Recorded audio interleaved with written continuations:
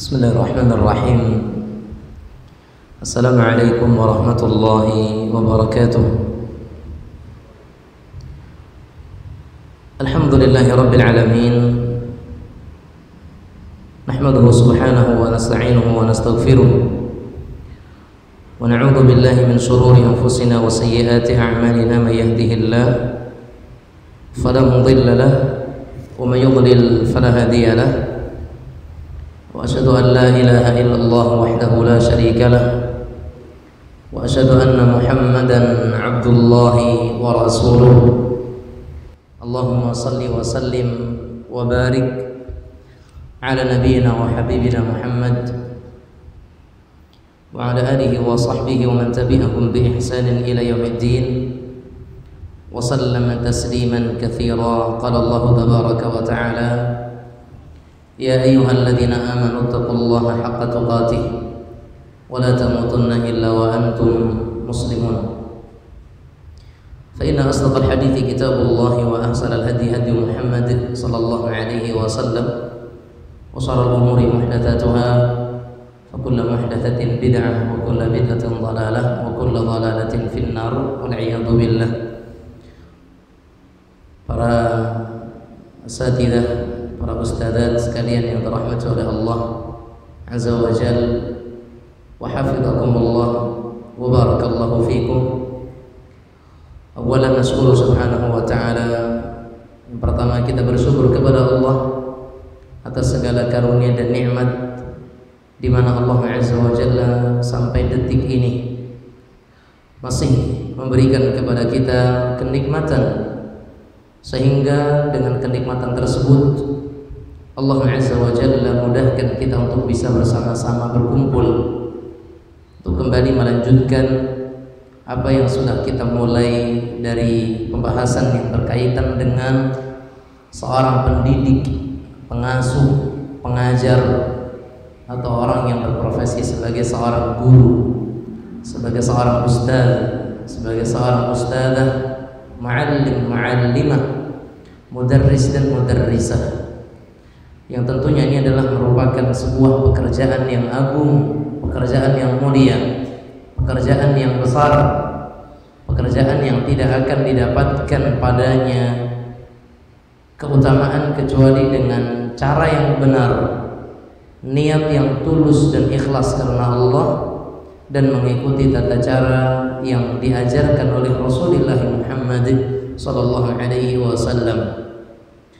Dan kita pantas bersyukur kepada Allah karena apa yang Allah Azza wa Jalla mudahkan bagi kita, dan bahkan ini menjadi sebuah tantangan bagi kami pribadi.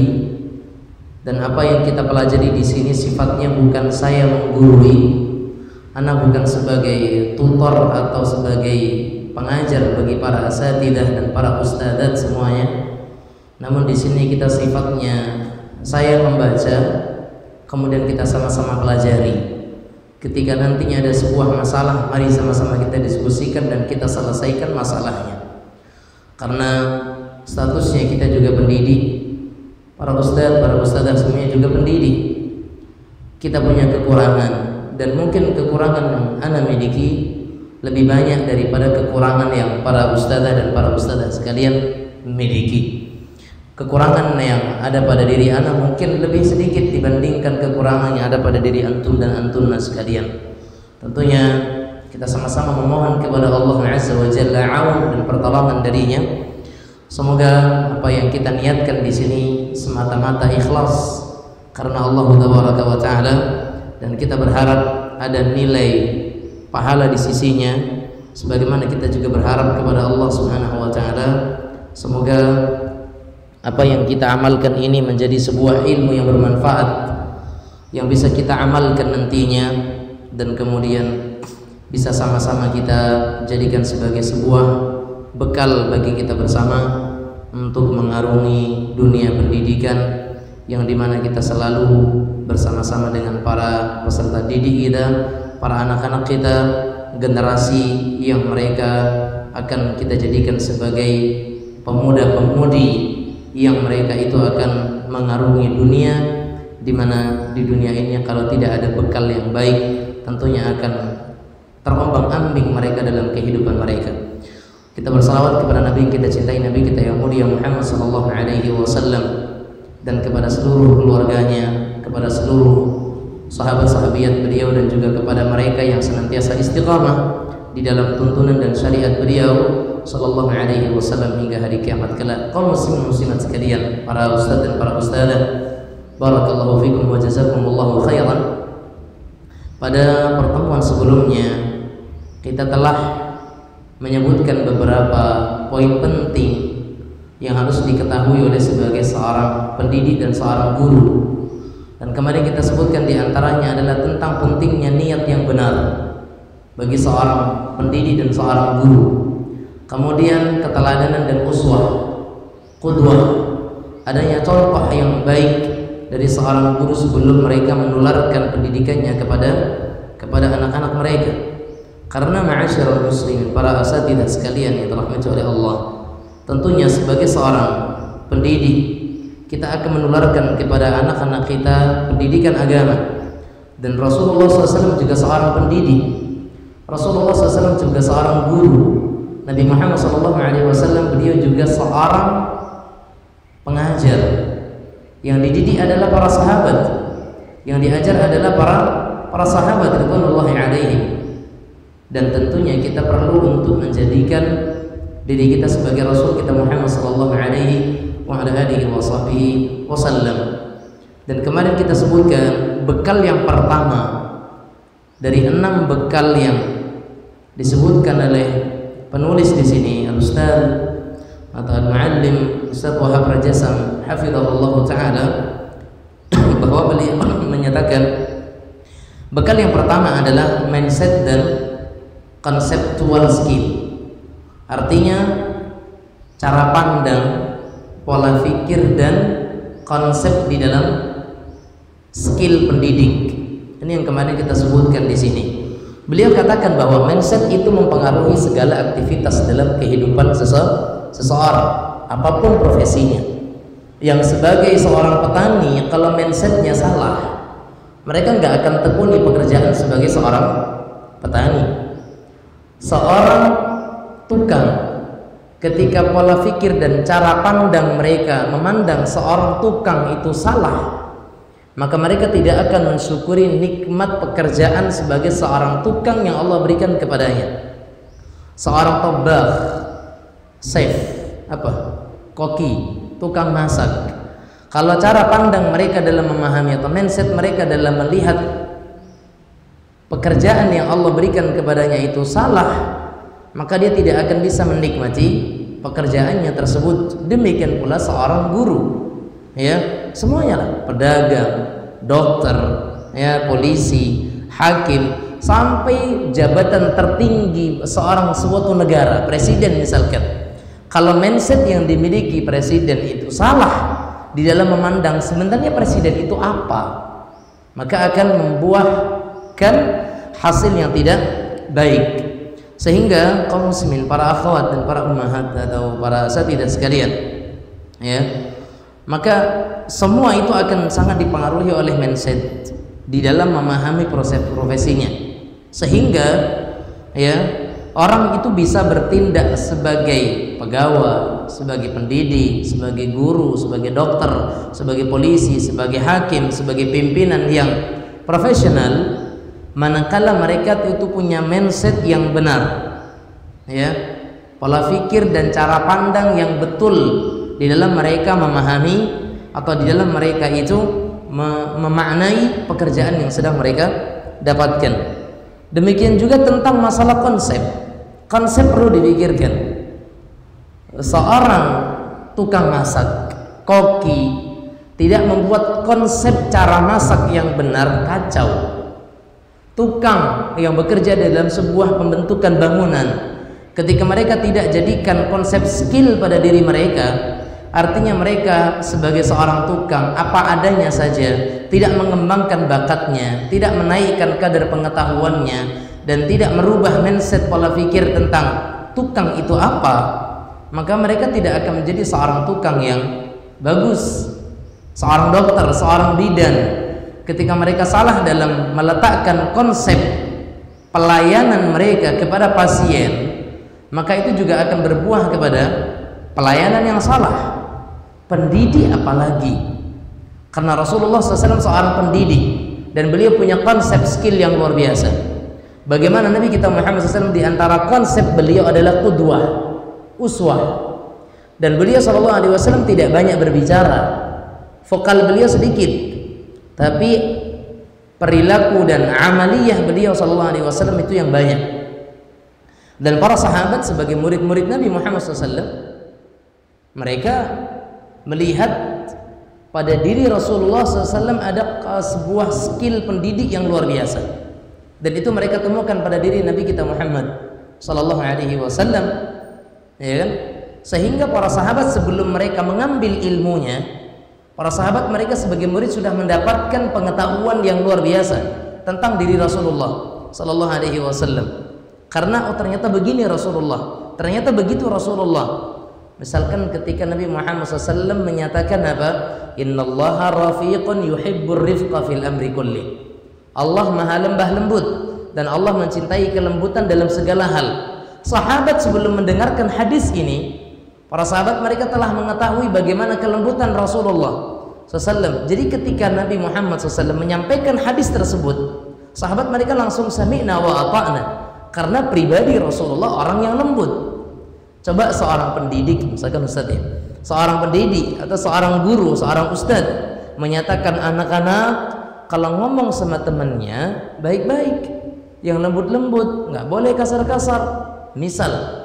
Namun ternyata ini guru ketika berbicara dengan sesama gurunya, seorang guru ketika dia mengajar peserta didiknya di kelas, suaranya teriak-teriak, bahkan terkadang memanggil anaknya dengan panggilan-panggilan yang tidak senonoh untuk anak peserta didiknya, dipanggil nama ayahnya, dipanggil nama ibunya, dipanggil nama seekor hewan yang ada di kebun binatang atau di hutan sana. Terus dia mengatakan Allah Subhanahu wa taala maha lembut, mencintai kelemah lembutan dalam segala hal, maka anak-anak kita harus lemah lembut. Apa kata anak-anak?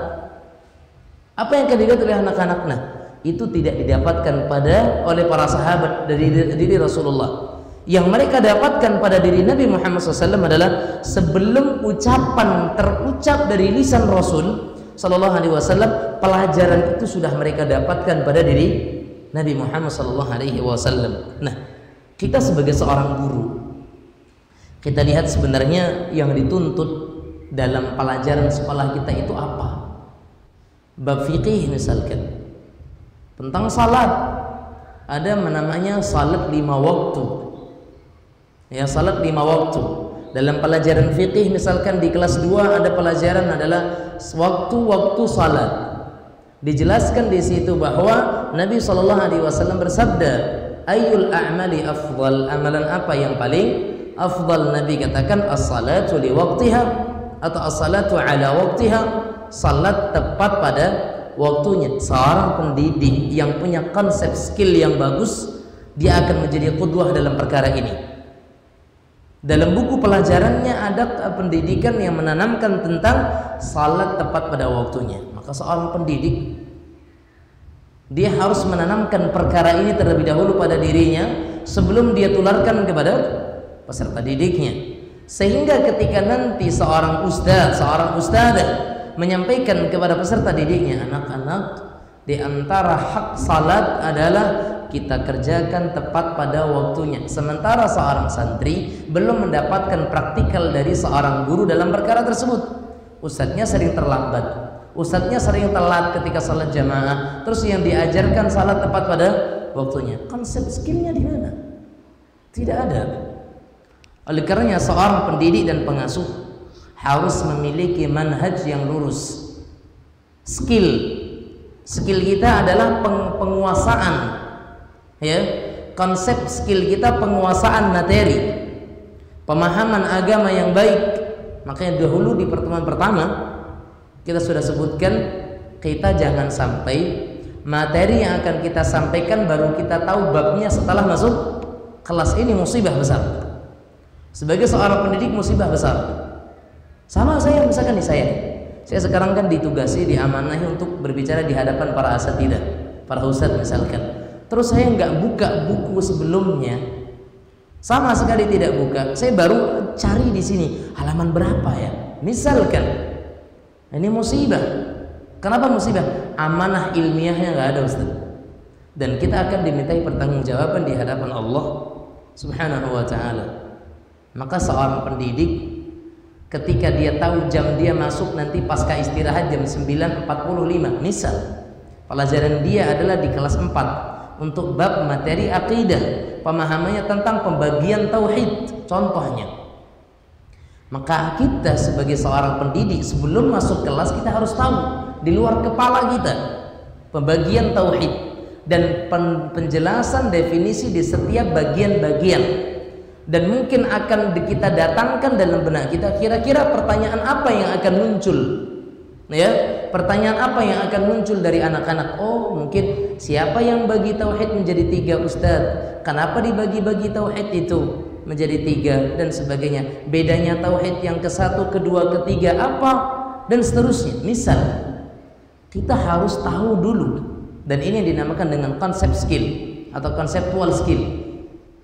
Kita harus punya pemahaman agama, kita harus punya manhaj yang lurus terlebih dahulu. Manhaj artinya metode pendidikan yang benar, dan kita juga punya pegangan ilmu akidah dan keyakinan yang kita tegak di atasnya. Dan kita harus yakin dulu apa yang kita sampaikan, kita yakini ilmunya. Kalau tidak, fa ya subhanallah, Nabi kita SAW menyatakan apa? Idza wusidal amru ila ghairi ahliha fantadhiris sa'ah. Jika sebuah perkara urusan sudah diberikan kepada orang yang tidak berkompeten di dalamnya, fantadhiris sa'ah, maka tunggu kesudahannya, kehancurannya, kiamat besar akan terjadi. Fa ya subhanallah, kalau kita lihat adanya orang-orang yang mereka menganggap biasa aja lah, bermudah-mudahan untuk menjadi seorang muballigh, bermudah-mudahan untuk tampil di depan menyampaikan sebuah hal, sementara mungkin dia sangat-sangat minim pengetahuan. Maka ini yang kita khawatirkan. Tayyib.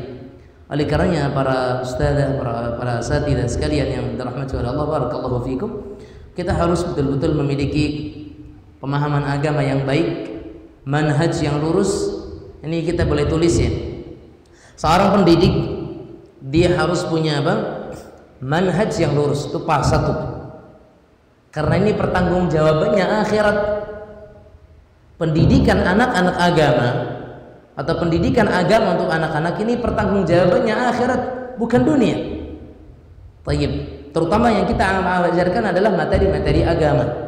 Walaupun materi umum pun harus Anda punya konseptual skill ini. Pertama apa? Manhaj yang lurus, metode di dalam dakwah atau cara kita di dalam beragama harus lurus. Jangan sampai kita nggak tahu pemahaman dasar dalam masalah agama terus kita ngajarin agama. Na'udzubillah. Itu yang pertama. Yang kedua, punya pemahaman dan ilmu yang baik.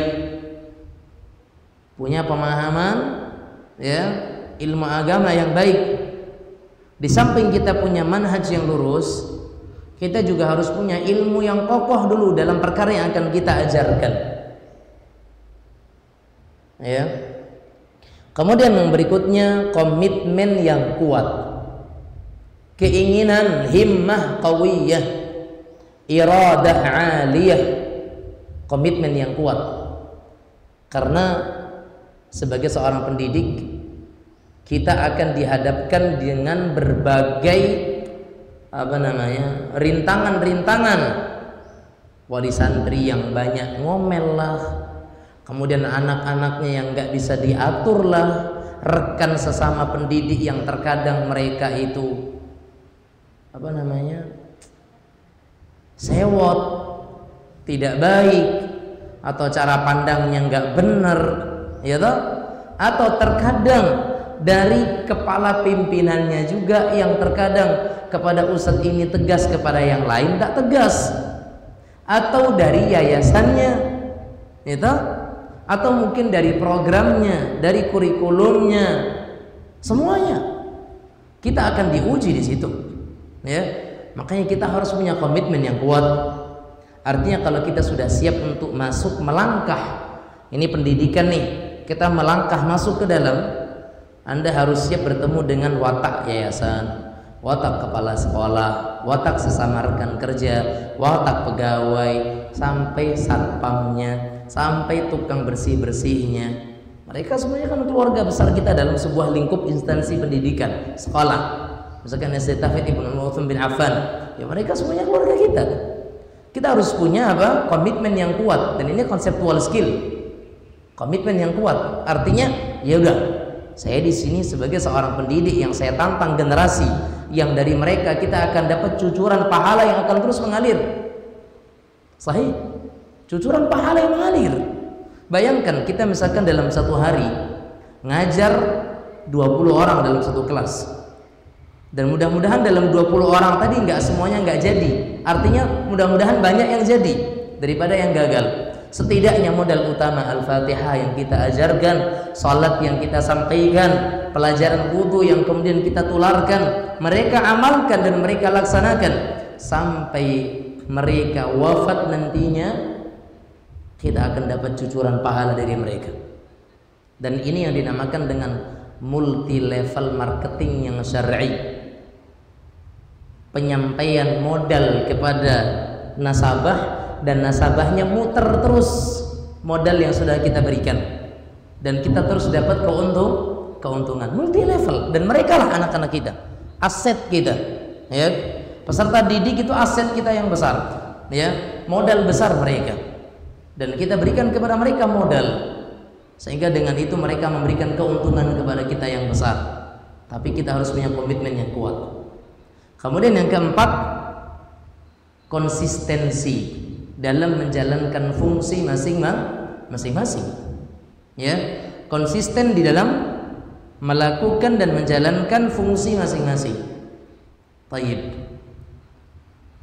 Seorang bawahan, ya sebenarnya sih, tapi lagi-lagi ini nasihat untuk saya pribadi dan untuk kita semuanya bareng-bareng lah, sebagai seorang pendidik, sebagai seorang pengajar, ya, fungsi kita sudah diberikan oleh kepala sekolah, oleh yayasan. Kau fungsinya ini, enti fungsinya ini, entum fungsinya ini, ya, dan dia fungsinya seperti ini. Ada fungsinya masing-masing. Sebagai seorang yang punya konseptual skill yang bagus, dia akan memperhatikan fungsinya di sekolah itu sebagai apa, dan tidak terlalu sibuk ngurusin atau fungsi orang lain. Al-Imam Al-Hasan Al-Basri rahimahullah, ini saya tambahkan. Al-Imam Al-Hasan Al-Basri rahimahullah, beliau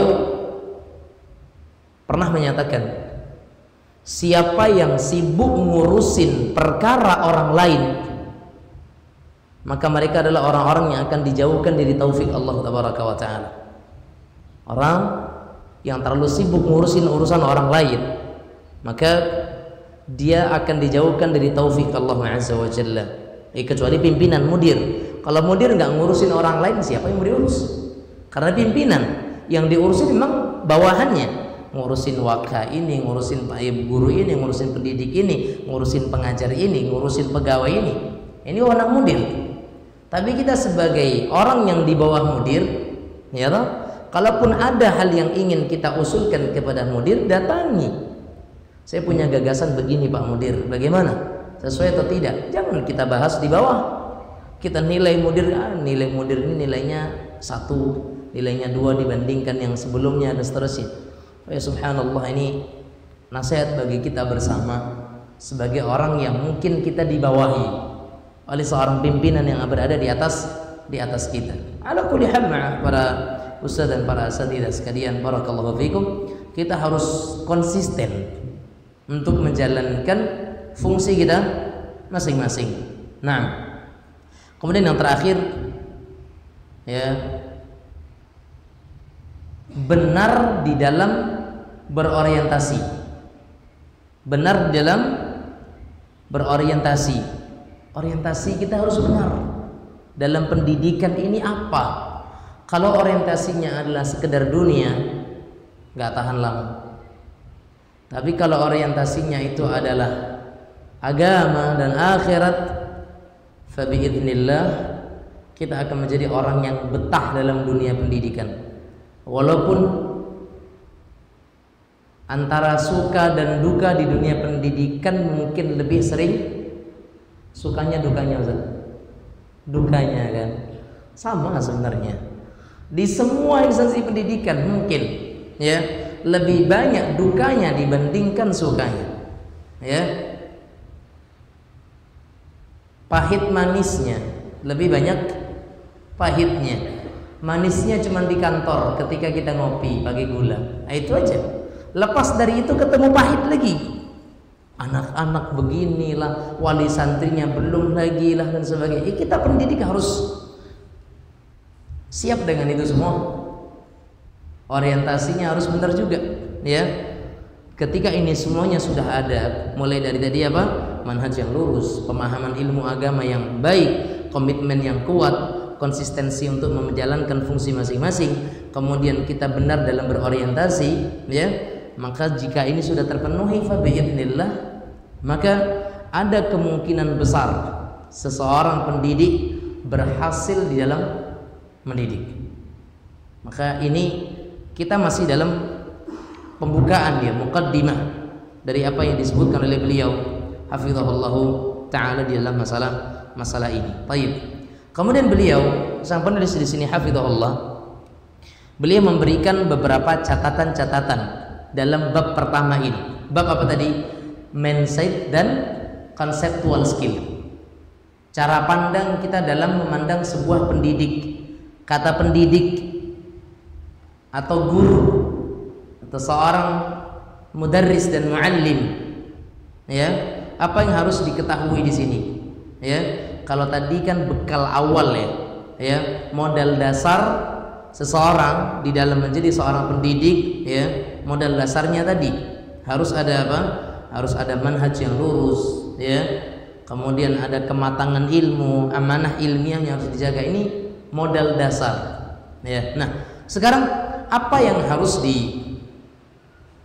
difahami dan bagaimana pola fikir yang benar seorang pendidik, ya?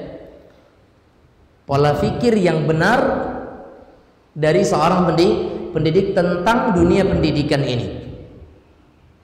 Tayyib kaum muslimin sekalian dan para asatidzah, para ustadzat, barakallahu fikum wa hafizakumullah. Ya, pertama, mindset yang benar dari seorang pendidik itu adalah bahwa profesi pendidik dan pengasuh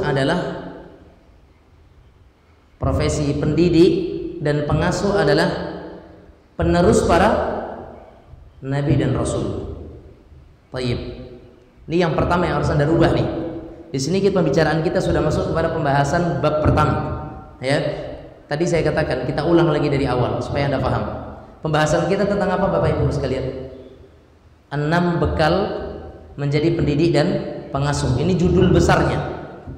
6 bekal, ya, bagi pendidik dan pengasuh. Ini judul besarnya. Kemudian kita katakan tadi bekal pertama adalah mindset dan conceptual skill. Itu bekal pertama. Bekal pertama adalah mindset dan conceptual skill. Kemudian tadi saya katakan bahwa modal dasar seorang pembimbing itu tambahan di bekal pertama ini. Kita belum masuk di bekal pertama penjelasannya. Tadi kita sampaikan modal dasarnya. Modal dasarnya tadi ada manhaj yang lurus, penguasaan materi dan kekokohan agama dan seterusnya yang kita sebutkan tadi. Nah, sekarang kita katakan apa sih maksud dan makna daripada mindset itu? Mindset seorang pendidik. Nah, baru ini kita akan jelaskan. Kita akan merubah mindset kita. Kita harus punya mindset yang benar terkait dengan masalah pendidik. Ya, maka Anda bisa tulis di situ mindset yang benar bagi seorang pendidik. Ya, satu, bahwa pendidik dan pengasuh adalah penerus para nabi dan rasul alaihi wassalatu wassalam. Ahibati fillah, para ikhwan dan akhwat sekalian, para ustaz dan ustazah sekalian, Hafizakumullah wa barakallahu fiikum. Kalau Anda pahami baik-baik kalimat ini, pendidik dan pengasuh adalah penerus para nabi. Mulia nggak sih? Menjadi penerus nabi, mulia nggak Ustaz? Mulia sekali. Menjadi penerus para nabi. Sementara sekarang anak-anak ketika dibilang, "Wih, antum main bolanya good. Antum ini penerusnya Ronaldinho," misalkan, ngembang nggak hidung anakku? Hah? Ngembang. Ketika seorang perempuan, antum ini kayaknya penerusnya, disebutkan tokoh misalkan Raden Ajeng Kartini misalkan, anti penerusnya beliau, anti penerusnya ini dan begitu, disebutkan tokoh Indonesia, ya, pahlawan Indonesia yang mungkin berjenis perempuan, dia akan bangga. Sekarang kita para pendidik, kita para pengasuh, itu disebut sebagai warathatul anbiya. Pendidik, pengasuh itu seperti penerusnya para nabi dan rasul. Kenapa demikian? Tugas nabi dan rasul apa? Ustaz, tugas nabi dan rasul apa? Berdakwah, ya kan? Menyampaikan agama, menyampaikan ajaran yang diturunkan dari Allah kepada mereka. Pendidik ngapain? Sama, mengajarkan agama, menyampaikan agama ini yang telah disampaikan oleh Allah kepada Rasulullah Muhammad SAW. Kemudian apa-apa yang sampai kepada kita dari pendidikan Muhammad SAW kepada para sahabatnya ridwanullahi alaihim, kita sampaikan kepada generasi setelah kita. Maka kita penyambung lidah mereka, penerus para nabi dan rasul alaihi wassalatu wassalam. Apa yang disebutkan oleh para nabi dan rasul dahulu? Ma lakum min ilahin ghairu. Wahai kaumku, tidak ada sesembahan yang pantas kalian sembah selain Allah. Bukankah itu yang kita ajarkan kepada anak-anak kita? Kita sampaikan kepada anak-anak kita, anak-anak sekalian, syirik itu haram, tidak boleh, dosa besar. Dan kita wajib mentauhidkan Allah, karena Allah ahad, Allah samad, wa lam yakul lahu kufuwan ahad.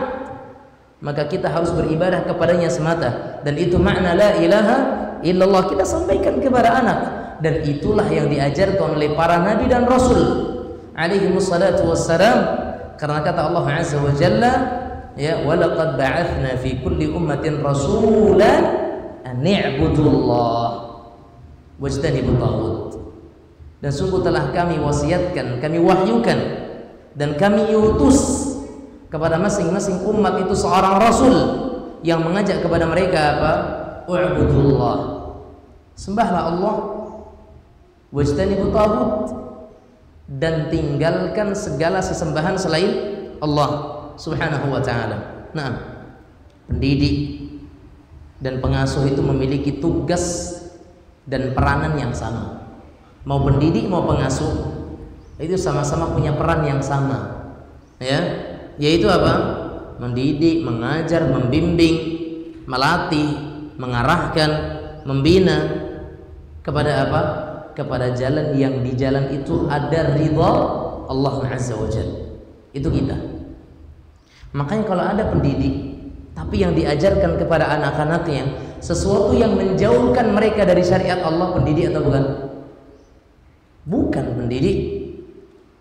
Karena murabbi dalam Islam, seorang murabbi yang darinya nanti muncul kata-kata tarbiyah, pendidikan, adalah mereka yang mendidik, mengajar, menyampaikan, membimbing, melatih, mengarahkan.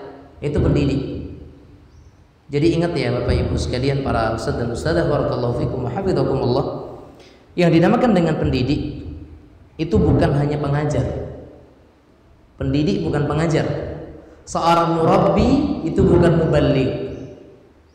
Tapi di antara sifat seorang murabbi dia juga muballigh. Tapi tidak semua muballigh dia murabbi. Tidak semua orang yang menyampaikan, yang ngajar di kelas dia pendidik, tidak. Tapi orang yang pendidik maka pasti dia akan menyampaikan, mengajar. Tapi seorang murabbi, seorang pendidik, dia yang mendidik ia. Dan mendidik juga dengan akhlak, mendidik juga dengan hal, perbuatan, mendidik juga dengan ucapan, mengajar, diajarkan hal-hal yang baik-baik kepada anak. Ini sifat mendidik, membimbing. Jadi seorang pendidik bukan sebatas anak-anak sekalian. Salat, wudu itu adalah dengan cara seseorang mengusap mukanya, kemudian tangannya, kemudian kepalanya, kemudian kakinya. Selesai, pelajaran selesai di kelas. Ini pengajar. Tapi seorang pendidik dibawa anak-anaknya keluar. Coba kamu wudu, coba praktekkan wudu yang Ustaz jelaskan tadi di kelas. Ketika terjadi kesalahan, bukan begitu, tapi begini. Diarahkan. Ini ya pendidik. Karena dia apa? Membimbing, melatih, menulis dilatih, berbicara dilatih, semuanya mengarahkan. Ketika dia sudah berbuat tapi perbuatannya salah karena mungkin salah paham dengan yang dijelaskan sang ustaz, diarahkan. Nah, bukan demikian. Maksud ustaz tadi yang saya jelaskan adalah seperti ini, bukan yang seperti ini. Yang seperti ini tidak boleh, salah. Yang dimaksudkan agama kita sesuai dengan pemahaman yang diajarkan oleh Rasulullah kepada para sahabatnya, dan yang sampai kepada kita adalah yang seperti ini. Sampaikan kepada anak. Tayyib. Nah, dan kaum para ustaz dan ustazah sekalian yang dirahmati Allah Tabaraka wa Ta'ala, beliau menyatakan di sini apa? Berbahagialah hendaknya kita menjadi seorang guru. Berbahagia, ya. Dan hendaknya kita menjadi seorang guru yang pendidik yang tulus. Hendaknya kita menjadi seorang pendidik yang sabar, seorang pendidik yang gigih, seorang pendidik yang penuh dengan pengorbanan, yang mendidik dengan penuh perjuangan. Karena apa? Karena yang kita selamatkan adalah bukan hewan, yang kita selamatkan bukan hanya dunia, tapi yang kita selamatkan adalah akhirat dan masa depan negara, bangsa, dan agama. Kita pendidik, ya. Yang kita perjuangkan saat ini sebagai seorang pendidik adalah generasi, ya. Dan ketika generasi setelah kita yang kita didik mereka menjadi orang-orang yang baik, mereka pun akan menjadi seorang pendidik yang mendidik generasi. Terbayang nggak para ustadz dan ustadzah sekalian? Kita sekarang di SD Tahfidz Utsman bin Affan misalkan, kam adad tulab, berapa jumlah tulab semuanya? 193 misalnya, 193 kita didik mereka, ya. Kemudian nanti mereka menjadi manusia yang bermanfaat. Jadi itu modal utama kita. 193 itu modal kita. Secara tidak langsung kita sudah mengantongi pahala 193 nih. Dan 193 nanti keluar dari mereka, jebol dari mereka, misalkan gak usah banyak-banyak kan, 50 ustaz dan ustazah, 50 muallim dan muallimah. Dan masing-masing 50 ini mereka punya pesantren. Pesantren mereka didik jumlahnya 200 orang. Berapa masuk kantong? 50 dikali 200. Hah? Udah 1000 toh? 1000 atau 10.000? 50 dikali 200 udah 10.000. 10.000 masuk kantong kita. Tayyib. Padahal modal kita tadi cuma 193. Enggak untung semuanya. Karena ada yang gagal, ada yang jadi petani, ada yang jadi tukang, ada yang malah jadi na'udzubillah salah jalan, lewat jalur. Ya toh? Yang jadi akhirnya yang 50 orang, masing-masing 50 mereka punya pesantren. Nih ya. Itu tergambar pada diri saya sekarang para ustadz sekalian. Kita sekarang jadi pendidik nih, ya kan? Ustadz misalkan sebagai mudir saja, ustadz sebagai pimpinan di sini. Ustadz mendidik 193. Kebayang nggak sama ustadz? Sekarang nasib guru ustadz yang mengajarkan ustadz agama. Untungnya beliau, ya kan? Dia didik kita sendiri. Dari kita dia udah dapat pahala 193 orang tuh yang kita didik sekarang. Dari 193 ini apapun yang kita ajarkan, mau sholat mereka, bacaan Quran mereka, sedekah mereka, infak mereka, tahajud mereka, bakti mereka kepada orang tua itu ngalir ke kita. Dan ngalir kepada siapa? Guru kita. Subhanallah. Coba sama seperti sekarang saya, ya, alhamdulillah saya sebagai seorang pendidik mulai dari 2011 sampai sekarang 14 tahunan, masih sebentar, ya kan, 14 tahun. Kemudian ada murid 10, ada 20, sekarang 350 sekian, ya kan. Dari 350 harapannya saya ngambil satu materi khusus di sekolah itu menjelang adzan, dari waktu istirahat jam 11-an sampai menjelang adzan zuhur sekitar 1 jaman, kita nanti ajarkan satu bidang materi.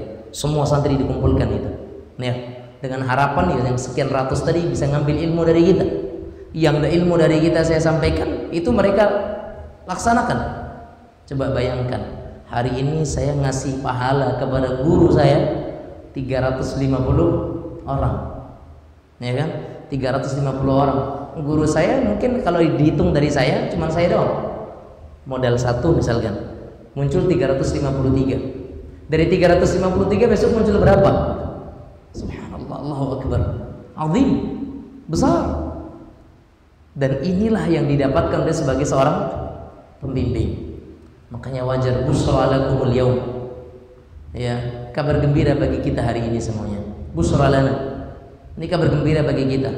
Allah iming-imingi kita dengan itu, ya. Allah iming-imingi dengan apa? Dengan tadi. Ini aset besar bagi kita, ya. Kalau kita mau bilang modal yang gak akan ada ruginya, nih, sebagai pendidik, ya, kalau Anda bercita-cita, ya Allah kasih saya untung sebanyak-banyaknya dengan banyaknya santri, dengan santri itu nanti menularkan ke mereka kepada generasi setelahnya, di situ saya dapat untung agama. Silahkan niatkan itu kepada Allah tabaraka wa ta'ala. Naam. Abdullah bin Amr ibn al-As radhiyallahu ta'ala anhu meriwayatkan dari Nabi kita yang mulia Muhammad sallallahu alaihi wasallam bahwasanya Rasulullah SAW bersabda, wa innama bu'istu mu'allima, wa innama bu'istu mu'allima. Hadis riwayat Imam Ahmad, Imam Ibnu Majah. Wa innama bu'istu mu'allima, sesungguhnya aku diutus sebagai seorang muallim, ya, sesungguhnya aku diutus sebagai seorang muallim. Ini kata siapa? Rasulullah SAW. Beliau diutus sebagai seorang pendidik, sebagai seorang guru. Makanya profesi Nabi Muhammad SAW guru, iya, kepala rumah tangga, iya, pemimpin dunia, iya, sebagai seorang tetangga, iya, ya kan, sebagai seorang rasul, betul, ya kan. Kalau dikatakan sebagai pemimpin peperangan, beliau, dan beliau di semua lini ada contoh. Makanya betul ketika dikatakan laqad kana lakum fi Rasulillah uswatun hasanah. Sesungguhnya pada diri Rasulullah SAW itu ada sebuah uswah, keteladanan yang baik. Nah, para rasul alaihi wassalatu wassalam mereka itu diberi tugas untuk apa? Mendidik umat, ya, membimbing umat agar mereka mengenal Allah Subhanahu wa ta'ala, beribadah kepadanya dan tidak menyekutukan Allah dengan sesuatu apapun. Dan ini yang kita kerjakan sekarang. Dan tidak hanya itu saja, para nabi dan rasul mereka juga mengajari manusia bagaimana cara hidup di dunia, menjaga hubungan dengan sesama manusia, menjaga hubungan yang baik dengan sesama lingkungan agar tidak berbuat kerusakan dan menimbulkan sebuah bencana. Ini juga kita sampaikan kepada anak-anak kita, sehingga betul ketika seorang pendidik itu penerus nabi dan rasul, Rasul mengajarkan demikian. Apa kata para rasul? Wala tufsidu fil ard, dan jangan kalian berbuat kerusakan. Kita katakan kepada anak-anak kita, enggak boleh zalim, enggak boleh ganggu teman, enggak boleh merusak barang sekolah. Ini apa namanya? Tidak boleh berbuat kerusakan. Sama sebenarnya. Apa yang disampaikan seorang rasul kepada umatnya, itu juga yang kita sampaikan kepada generasi setelah kita. Nah, dan dikarenakan sebagai seorang pendidik, kita ini dikatakan sebagai pewarisnya para nabi dan rasul, penerus bagi mereka, maka tentunya kebaikan yang diajarkan oleh para guru-guru yang dahulu memberikan sumbangsi ilmu kepada kita, ya, terhadap keseimbangan kedamaian ilmu kita saat ini, hal ini juga hendaknya kita doakan mereka, guru-guru kita, ya. Jadi di antara pesan yang saya sampaikan di sini, di samping kita mengingat bahwasanya kita penerus para nabi, berarti yang namanya penerus ada pendahulu, ya atau tidak? Kita penerus, berarti ada pendahulu kita. Pendahulu kita siapa? Mu'allimuna, syekhuna, guru-guru kita, ya, ustadzuna, ustadz kita dahulu. Fad'u lahum bil khair, doakan mereka dengan segala kebaikan, ya, doakan mereka dengan segala kebaikan, ya. Ketika mereka sudah wafat, istighfir lahum, minta ampun untuk mereka, doakan mereka untuk diberikan pengampunan, dilapangkan kuburnya, diberikan cahaya, diberikan kenikmatan di dalam liang kuburnya, dan seterusnya. Yang masih hidup doakan supaya Allah tetapkan mereka di atas agama. Ini hutang kita kepada guru-guru kita sebagai balas budi kita terhadap mereka. Nah, dan Nabi kita yang mulia Muhammad sallallahu alaihi wasallam dalam sebuah hadis yang diriwayatkan oleh Imam Tirmidzi, Imam Ahmad, Imam Abu Dawud, Imam Ad-Darimi rahimahumullah jami'an, Nabi kita sallallahu alaihi wasallam bersabda dalam hadis Abu Darda radhiyallahu taala anhu, bahwasanya beliau mengatakan, aku mendengar Rasulullah sallallahu alaihi wasallam bersabda, man salaka tariqan yabtaghi fihi ilman salakallahu bihi tariqan ilal jannah. Barang siapa yang menempuh suatu jalan yang dia maksudkan untuk mencari ilmu, salakallahu bihi tariqan ilal jannah. Dalam riwayat yang lain, sahalallahu lahu bihi tariqan ilal jannah. Maka Allah akan mudahkan baginya itu jalan untuk sampai kepada surga. Wa innal malaikah la tad'u ajnihataha ridaan li talibil ilmi. Dan sesungguhnya para malaikat mereka menghamparkan sayap mereka ridaan li talibil ilm, karena keridhaan mereka, karena kesukaan mereka, karena cintanya mereka kepada para penuntut ilmu. Ini perlu kita sampaikan kepada anak-anak kita. Setiap masuk kelas, sampaikan, antum sekalian anak-anak ustaz, hari ini kalian sedang dinaungi oleh sayap-sayap malaikat yang ridho kepada kalian. Dan di antara kewajiban seorang pendidik, setiap harinya kasih motivasi kepada anak-anak, ya, kasih motivasi kepada anak-anak, supaya anak-anak kita mereka mendapatkan refresh, ya, mendapatkan siraman baru, semangat yang diperbaharui, ya. Bahkan tidak ada salahnya mengawali pertemuan dengan menyebutkan sebuah kisah pendek sebagai bentuk apa? Motivasi. Dan kalau para ustadzah sekalian melihat kepada hadis Jibril, hadis nomor 2 dalam hadis Arba'in, dalam hadis riwayat Umar bin Khattab radhiyallahu taala anhu, ketika kata Umar, ya, ittala alaina rajulun, ya, syadidu bayadi thiyab, ya, syadidu sawadi sya'r, la yura alaihi atharus safar wa la ya'rifuhu minna ahad. Kata Umar, ketika kami sedang duduk-duduk bersama dengan Rasulullah sallallahu alaihi wasallam, tiba-tiba datang seseorang yang bajunya putih bersih, rambutnya tersusun rapi, tidak terlihat dia itu orang yang sedang melakukan perjalanan, ya. Kemudian apa yang terjadi? Tiba-tiba dia datang menemui Rasulullah sallallahu alaihi wasallam, kemudian duduk, fa asnada rukbatayhi ila rukbatayhi, kemudian dengan pedenya orang tadi menempelkan lututnya kepada lutut Rasulullah, ya, wa wada'a kaffaihi ala fakhidayhi, kemudian dia letakkan dua telapak tangannya di atas kedua paha Rasulullah. Sahabat nggak ada yang berani kayak gitu. Ini orang nggak dikenal, ya, nyelonong aja di hadapan Rasulullah. Tiba-tiba sok-sok akrab, ngapain? melekatkan lututnya kepada lutut Rasulullah SAW. Kemudian setelah itu dia letakkan telapak tangannya di atas paha Rasulullah. Sahabat nggak ada yang pernah seperti itu. Kemudian dia bertanya, akhbirni 'anil Islam. Apa katanya? Ya Muhammad, lihat, dipanggil dengan namanya langsung. Allah saja ketika memerintahkan kepada Rasulullah sallallahu alaihi wasallam tidak pernah menyebut dengan namanya. Berbeda dengan nabi-nabi sebelumnya. Ya.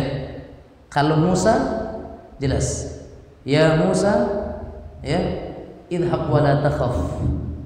Wahai Musa, pergilah dan jangan takut. Faqulna ya Adam. Nah, kami katakan kepadanya, wahai Adam. Ya Ibrahim, wahai Ibrahim. Nah, tapi untuk Nabi Muhammad enggak pernah. Ya ayyuhan nabi, ya ayyuhar rasul, enggak pernah disebutkan panggilan dengan namanya Muhammad. Kalaupun ada kata-kata Muhammad dalam Al-Qur'an, sifatnya itu pengkhabaran. Maka Muhammadun wa ma Muhammadun illa rasul, dan seterusnya, bukan panggilan. Tapi kalau Allah memanggil Nabi dengan panggilan ya ayyuhan nabi, ya ayyuhar rasul. Ya. Nah, ini orang yang enggak dikenal tiba-tiba so akrab manggil Nabi dengan apa? Ya Muhammad. Wahai Muhammad. Para sahabat tercengang. Ini orang siapa kok berani sekali? Akhbirni 'anil Islam, akhbirni 'anil iman. Kabarkan kepadaku tentang Islam, tentang iman. Dijawab oleh Rasulullah. Sudah dijawab apa katanya? Shadaqta, kamu benar. Kira-kira ada seorang santri nanya, Ustaz, hukum apa nih apa Ustaz? Kita jawab, hukumnya itu begini-begini. Ustaz benar. Apa kata kita? Ini anak ngetes atau nanya? Ya kan? Ini anak ngetes atau nanya? Kalau nanya nggak perlu dia bilang Ustaz benar. Kalau Ustaz benar berarti bukan nanya tapi ngetes. Santri yang ngetes gurunya beradab atau enggak? Ustaz, ada santri ngetes gurunya beradab atau enggak? Laisa minal adab. Bukan dari adab. Ya, bukan dari adab, termasuk kita. Kita kedatangan ustaz. Kita ngaji tabligh akbar. Cobalah kita tes ustaz tuh iya lebih ilmu. Jangan enggak ana wa ilmu lo tes lah. Laisa minal adab. Bukan bagian daripada adab. Kalau pengen bertanya, tanya yang memang itu kita butuhkan. Kita nggak tuntang ilmunya. Jangan bertanya untuk ngetes ustaz. Ini khilaful adab. Nah, ini orang nanya kepada Nabi, kabarkan kepada saya tentang Islam, kabarkan kepada saya tentang iman. Setelah dijawab al-Islam, al-iman, begini, qala sadaqta. Engkau benar wahai Muhammad. Betul Muhammad. 100 buatmu wahai Muhammad. Bahasa kita yang seperti itu. Kata Umar, fa'ajibna lahu yas'aluhu wa yusaddiqu. Kami terheran-heran dengan orang itu. Dia nanya, kemudian dia benarkan jawaban Nabi Muhammad SAW. Sebagian guru yang pernah mengajarkan kepada kami ketika kami belajar dulu, beliau menyatakan, di antara hal yang bisa diambil dalam perkara ini, seorang pendidik itu ketika hendak memberikan pelajaran kepada seorang anak, datangkan sesuatu yang membuat anak penasaran. Nah, itu para ustaz dan saudara sekalian, ini faedah ya. Kita datang dengan pakaian yang aneh misalkan, tapi jangan memalukan. Sesuatu yang aneh, tidak seperti biasanya. Kemudian bawa atribut yang mungkin nggak pernah ada, kan begitu. Nanti anak-anak penasaran, ini apa? Ini apa? Ketika anak sudah penasaran, kemudian kita sampaikan, tahu ini nggak? Anak-anak mengatakan, oh nggak tahu Ustaz, apa itu Ustaz? Ini adalah sesuatu yang kita jelaskan. Satu kali kita menjelaskan perkara yang belum diketahui anak dengan ada penasaran terlebih dahulu, langsung terpatri sampai di rumah dia masih akan ingat. Tapi coba kalau duduk monoton seorang guru mengatakan, anak-anak sekalian buka bukunya, buka halaman sekian, coba kamu baca. Santri suruh baca, gimana, udah paham atau belum? Santri suruh baca, ustaz nanya, udah paham atau belum? Penjelasannya mana ustaz? Penjelasannya belum. Ustaz sudah mengatakan, gimana, paham atau belum? Subhanallah. Ini nggak ada konseptual skill nih, ya, tidak ada konseptual skillnya. harusnya itu dibawa kepada anak supaya anak penasaran. Setelah dia penasaran, kita mudah. Kayak tadi, ya, orang kan jadi fokus, ya enggak? Datang nggak apa-apa, nggak ada angin, nggak ada hujan, tiba-tiba datang sosok akrab, manggil nama Nabi dengan langsung namanya, ya kan? Ya Muhammad. Orang tentu fokus, ini mau ngapain orang nih, mau mukul nggak, mau menganiaya Nabi? Kan akhirnya mereka terpusat pikirannya. Tapi apa yang terjadi? Apa kata Rasul di akhirat? Hada Jibril atakum liyu'allimakum dinakum. Itu Jibril tadi datang untuk mengajarkan kepada kalian permasalahan agama kalian. Dan ternyata secara tidak langsung Umar langsung hafal itu. Apa rukun Islam, apa rukun iman, apa itu ihsan, dan apa itu tanda-tanda hari kiamat dalam hadis Jibril yang panjang tadi. Ya, begitu. Makanya antum para ustaz dan ustazah sekalian, sebagai seorang pendidik perlu untuk menanamkan rasa penasaran kepada santri. Ya, bisa jadi di hari awal masuk, bisa jadi di sebelumnya. Besok pagi ustaz ada kuis, dan kuisnya ini sangat diberikan anak itu motivasi, ya. Hadiahnya ada, walaupun permen, nggak apa-apa, ya. Bikin kuis di sekolah, di kelas, anak itu akan lebih mudah, karena terkadang soal jawab itu lebih difahami oleh anak dibandingkan penjelasan. Saya termasuk di antara yang ketika menjelaskan di kelas ini berbagi pengalaman saya. Termasuk di antara saya, misalkan ada buku pelajaran Ustaz, ada buku pelajaran, saya buka, kemudian ketika saya mengajar, saya tidak menggunakan bukunya. Saya tidak menggunakan bukunya, ya. Buku itu setelah saya selesai menjelaskan, baru silakan dibuka bukunya. Buka halaman sekian, dibaca oleh kamu. Kira-kira paham nggak makna ini? Paham Ustaz. Kenapa? Karena sebelum dia baca sudah kita berikan penjelasan. Dan biasanya saya, ta'ana pribadi, ketika misalkan dalam sebuah pembahasan, selalu ada yang saya tulis di papan tulis dengan bagan, dengan bagan, ya. Mungkin di gambar mobil, ya, di bagian bodi mobilnya ada tulisan, di ban depannya ada tulisan, di bagian ban belakangnya ada tulisan, ya. Misalkan pembagian tauhid ada 3, gambar mobil, ya, tauhid, ya. Kemudian ini uluhiyah, di ban depan rububiyah, di ban belakang asma wa sifat. Anak udah mudah. Oh iya, tauhid itu gambar mobil. Yang satu ini, 2 ini, 3 ini, akan mudah anak-anak, ya. Baik para ustaz dan ustazah sekalian rahmati Allah azza wa jalla, mungkin ini sedikit, ya, kita berbagi dan bukan dalam rangka untuk menggauli, na'udzubillah min dzalik, karena kita sama-sama belajar di sini. Dan kalaupun ada yang salah tentunya itu karena kekurangan ilmu kita, dan yang benar itu adalah datangnya dari Allah azza wa jalla. Dan waktu yang tersisa sekitar 5 menit kurang lebih kita gunakan untuk tanya jawab. Silahkan jika ada dari para ustaz dan para ustazah sekalian. Dari para ustazah, kalau sekiranya malu untuk bertanya langsung, boleh dituliskan di kertas dan nanti dimajukan, insyaallah akan ada yang membawa ke depan. Barakallahu fikum wa fikum jami'an. Tafadhalu, silahkan.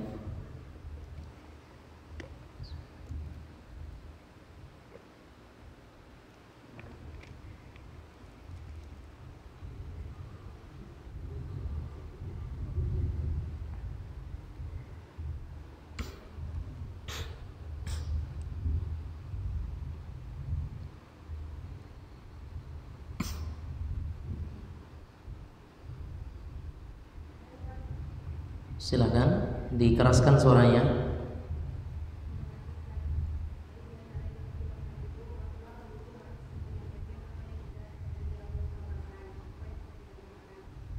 Kurang jelas. Oke. Bahwa seorang guru harus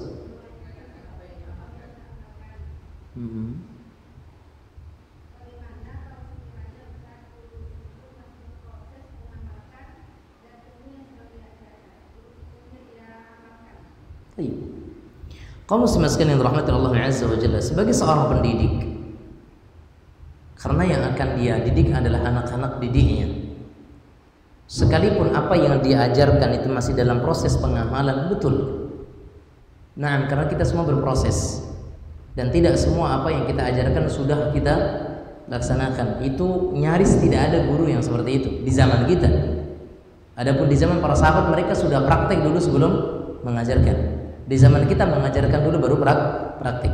Namun setidaknya apa yang menjadi pendidikan kita untuk anak-anak kita, kita sudah mulai pada diri kita sendiri terlebih dahulu. Ya, masalah sempurna dan belumnya, maksimal dan tidaknya, tapi tetap ada percobaan dari kita. Kita harus memulai, sehingga kita punya pengalaman untuk menyampaikan kepada anak.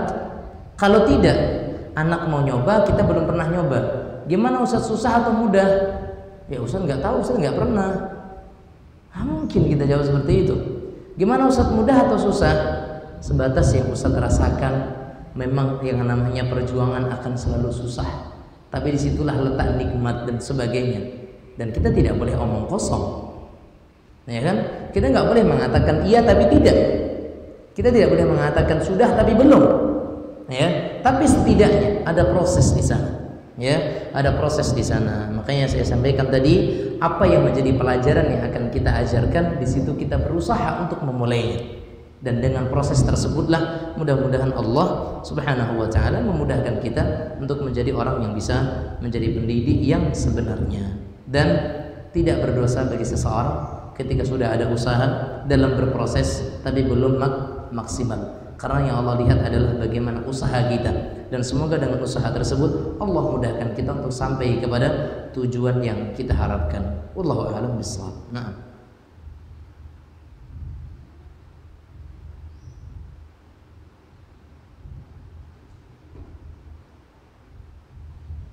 cukup.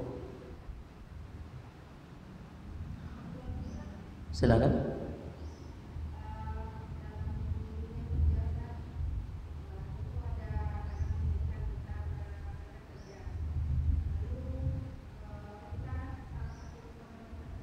Lalu apa? Ya.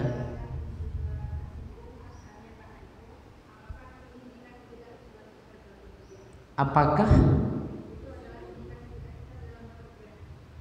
itu indikasi seseorang tidak sukses dalam tidak ikhlas? Tayyib. Kaum muslimin, kalau kita melihat kepada perkataan dari Ibnu Abbas radhiyallahu taala anhuma, ciri-ciri orang yang ikhlas itu adalah sama saja antara pujian dengan celaan. Itu ciri-ciri orang yang ikhlas. Jadi ketika dipuji Anda besar kepala, ketika Anda dihina Anda merasa sedih, ya. Sedih wajar. Tapi kalau tidak rela, itu hilang keikhlasan. Kalau sedih wajar. Ya Allah, hamba-Mu sudah berusaha untuk menjadi yang terbaik, tapi masih ada orang yang menganggap saya demikian. Kita sedih, itu tidak membuang keikhlasan, tidak merusak keikhlasan, karena kita sedih, merasa kurang berarti. Tapi kalau Anda merasa bahwasanya dia itu sok begini, kemudian Anda murka dengan itu, ada perasaan Anda tidak rela dengan hal tersebut, beda antara sedih dengan tidak rela. Hati orang mukmin itu bersedih, bukan tidak rela dengan kenyataan, tapi sedih, wajar. Sebagaimana Rasulullah SAW menyatakan apa? Al-ainu tadma wal qalbu yahzan. Mata berlinangan air mata, hati pun bersedih, itu wajar. Tapi yang tidak bagus, yang menghilangkan keikhlasan adalah ketika ada perasaan tidak rela. Oh, kita dicemooh, sedih, iya sedih. Tapi Anda relakan saja, oh, di urusan dia. Nah, itu kita ikhlas. Tapi kalau kita dihina, walaupun kita nggak sedih, tapi malah kita menentang, tengok besok dan dalil, walaupun kita nggak sedih, tapi ada perasaan tidak rela, kemudian ada dendam, ikhlas nggak? No, enggak. Artinya, kaum muslimat sekalian, tolak ukurnya bukan pada kesedihannya, tapi pada rela dan tidak relanya. Anda sedih wajar, tapi kalau Anda sedih dan tidak rela, maka di situ ada hal yang merusak keikhlasan kita. Wallahu a'lam bishawab. Nah, makanya kalau bahasa sayanya ajutumeh. Tahu ajutumeh?